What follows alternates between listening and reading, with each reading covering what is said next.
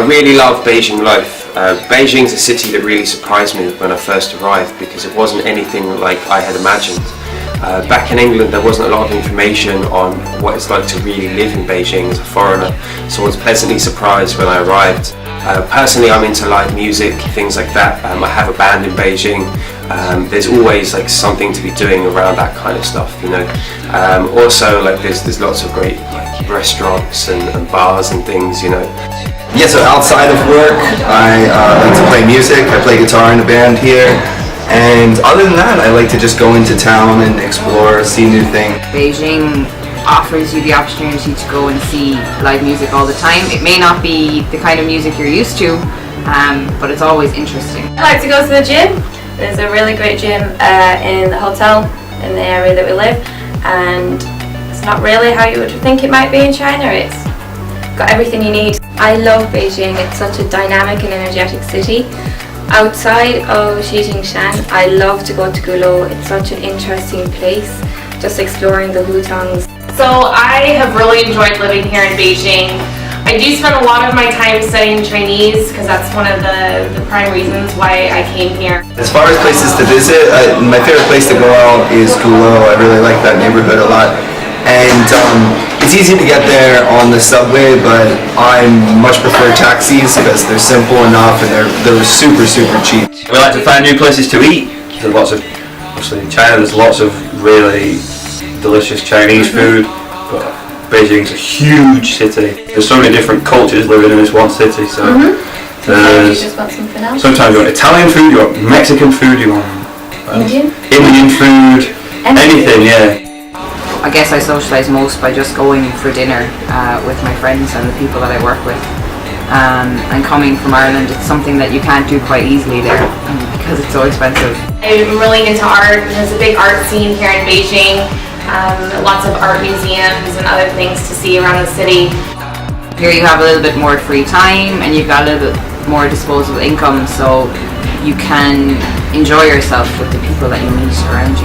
Just Beijing has been really good to me as far as learning the language, and just the people here are really nice. You will never be short of something to do in Beijing. Lots to do, lots to see, lots of people to meet, lots of experiences to be had. Yeah, I still now, even after 4 years living in Beijing, is an amazing city, and I'm still not tired of it. The hardest thing about living here is the language barrier.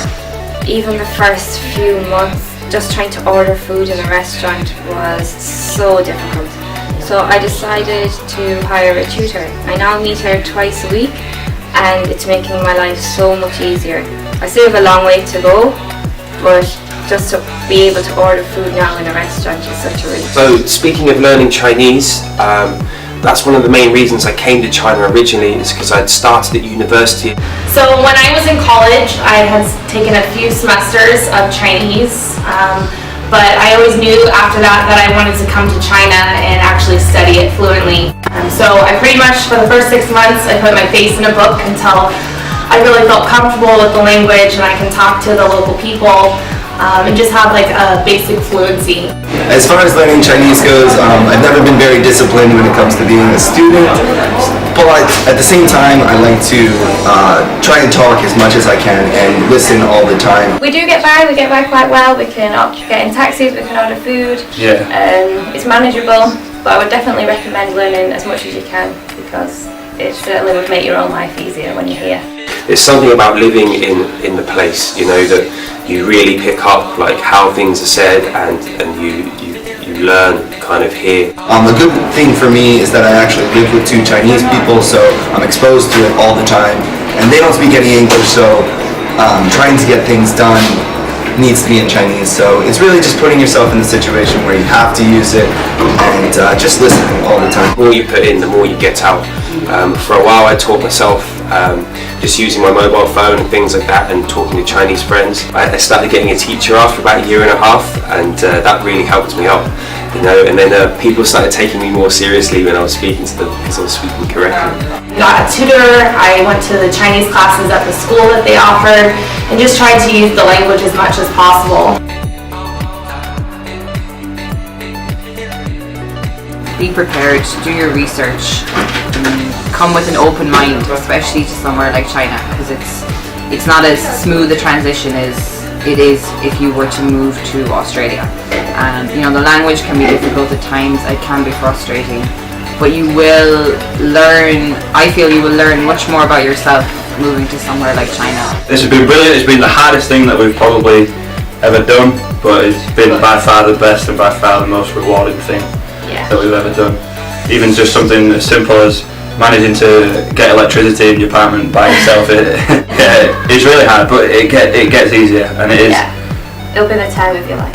Anyone considering moving overseas, especially to China, there's only so many opportunities that you're going to have in your life to experience something so different and so out of your frame of reference that you really should take up any possibility to go into it. And China specifically, sometimes it can be very difficult and crazy, but at the same time you learn a lot and you grow a lot as a person, so I strongly recommend it.